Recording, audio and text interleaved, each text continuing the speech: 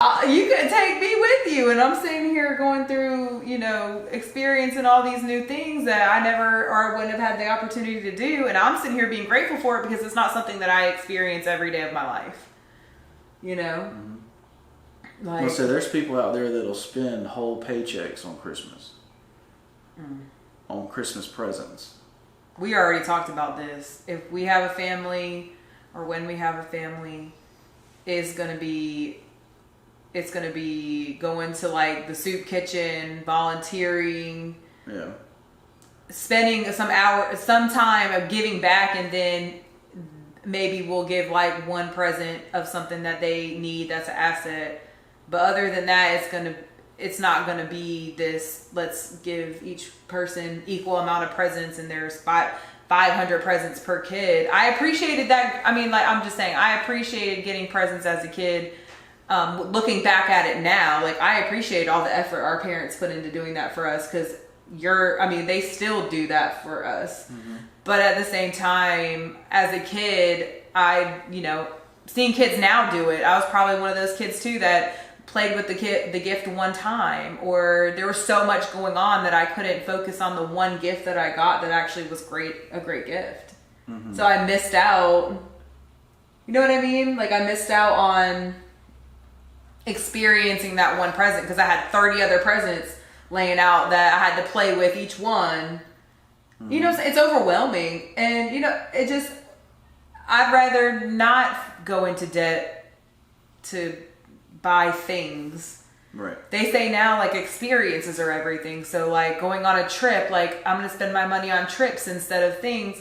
That's okay too, but at the same time, it's still spending unnecessary money sometimes for an experience that you're maybe not ready for. If you don't have the money financially to go, you shouldn't be putting on a credit card for the experience.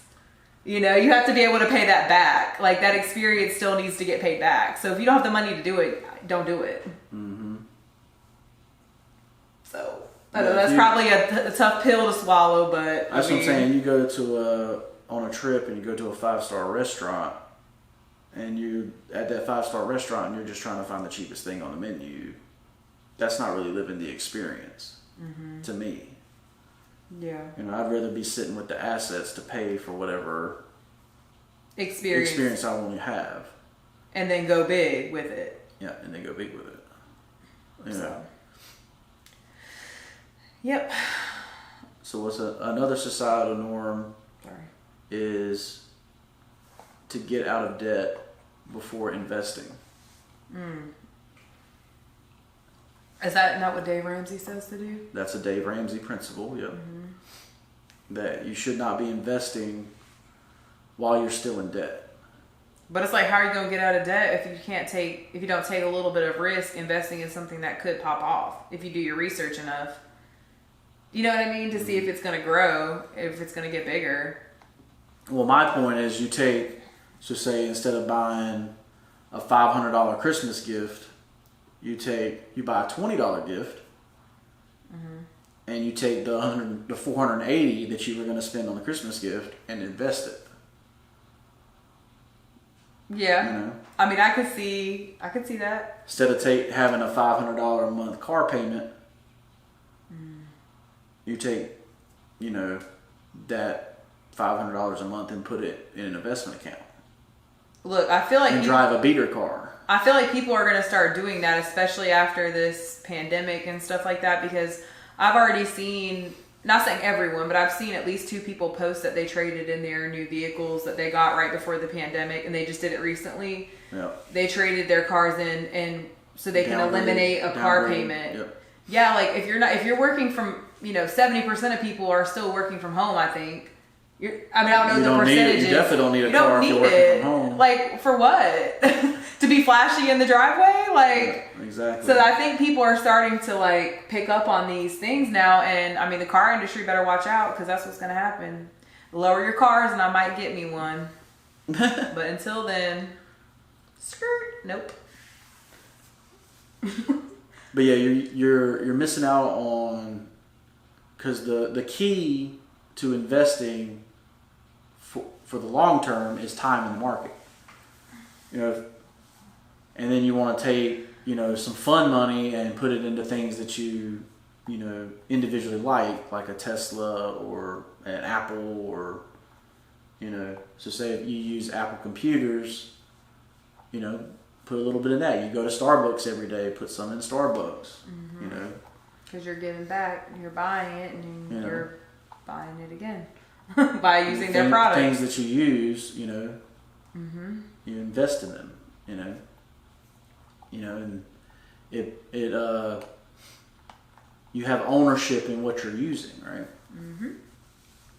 Right. So I think that's one mistake that people have for sure is if you, it's like for me in student loans, it might take me 10 years to ever be without a student loan payment. Or longer. So if I waited 10 years to invest in the market, you just missed out. I might lose $500,000. Yeah, you missed out on a bunch of opportunity to be able to pay it off by investing. When that student loan is at 5% interest or 4% interest. It doesn't make any sense to double down on that student loan and not invest. Now, ideally, you get really good at investing, have some success with it, and take that money and pay down the student loan. But, not everybody's going to have the time to put into that. But if you do, great. I got another societal one. Oh no, what is it? Big weddings. Oh yeah, good. The average wedding is $33,000. People. Did you look that up? Yes. Today, yeah. Why? Why did I look it up? Yeah. Researching this video. Oh, you knew we were going to talk about weddings? I knew it was one of the things people waste a bunch of money on. Oh, okay. We didn't talk about that. That's why I was like, oh, wow. We're on the same page, but we didn't communicate it. But yeah, weddings. For sure. And I think this year weddings are going to be even bigger because a lot of people last year missed out on the opportunity, either postponed their wedding, did a shotgun wedding, went to the courthouse because of the pandemic. I think they're going to go big. Yeah, now they're going to Well, the average salary in America, in the United States of America, is $50,000. If the average wedding is $33,000, even if you put the two salaries together, it's that's 3/5 of your yearly income on one event.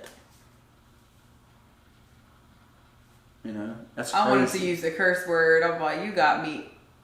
To be wanting to spend $33,000 on a wedding. But yeah, that's what people do. Drive down to the beach, walk out there, say I do, and leave. It's free. Yeah. It's just, I get it. Cause go to the lake. Some traditions, walk out though. There, say I do, and leave. Yeah. This is for... Most church fellowship halls are free. This is for people who don't have... so for example... We've been to weddings that have been sponsored. So family members all come together and sponsor a part of the wedding. Someone sponsored the DJ. So if someone in the family has a DJ, they'll give their service for free. And that also helps them with advertising themselves to their guests that are invited to the wedding. So everybody's specialty, and I love that. It gives me, I'm literally getting the chills thinking about it because I think that's the best way if you're trying to go and have the best wedding, the biggest wedding, all out wedding, talk to your family members, talk to your friends that will help you out and sponsor things for your wedding. Don't just be let's Google the closest DJ in this area and hope that they're great. Why don't you use your friends and family that have talents that could contribute to your wedding for free? Or, you know what I mean? Or a reduced price. Or at a reduced price. Yeah, whatever. Because you do want to support your family financially. But what I'm saying is that utilize the talents. If that DJ that's your family went to that wedding, there may be 4 or 5 other weddings that he gets from just If he being does at a your good wedding. job. Yeah, exactly. Yeah.